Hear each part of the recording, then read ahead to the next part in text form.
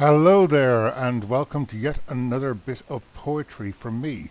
And somebody asked me to do a poem about the sea, or around the sea and the beaches. So I selected this one, which from a poet called Edmund, Edmund Spenser.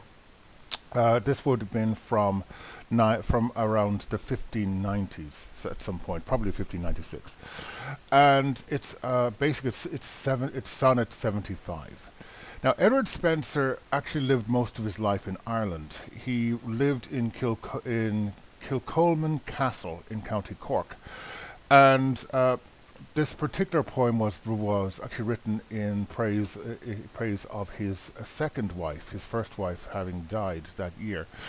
And unfortunately, he was driven from Kilcolman Castle 2 years later by the four Irish forces under Hugh O'Neill, in the 9 Years' War against the Tudor conquest of Ireland, and he died in London the next year. It is for want of bread, it's said, but that's unlikely. He had money coming from the government, so he probably didn't die from that, but there's no way to know. Anyway, he died at the age of 46, or maybe 47. It's a bit unsure about when exactly he was born. Anyway, this particular sonnet is basically, it's the theme of writing something on the sand and the waves washing it away. And his love comes along and says, why is he bothering? It's just going to be washed away, and everything's going to decay and die. And he says, not true. Our love will live forever in our verse.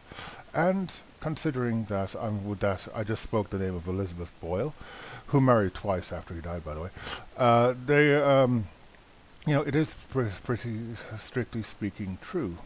His name and their love does live forever, or at least for many hundreds of years afterwards. Anyway, so it's written in iambic pentameter, which is very, very common in those times. So let's see how I make it. Sonnet 75, Edmund Spenser. Why do I keep thinking Elizabeth? Anyway. One day I wrote her name upon the strand, but came the waves and washed it away. Again I wrote it with a second hand, but came the tide, and made my pains his prey. Vain man, said she, that dost in vain assay a mortal thing so to immortalize, for I myself shall like to this decay, and eke my name be wiped out likewise. Not so, quod I, let baser things devise, to die in dust, but you shall live by fame. My verse, your virtues rare shall eternalize, and in the heavens write your glorious name. Where, when as death shall all the world subdue, our love shall live, and later life renew. Hope you enjoyed that. Take care.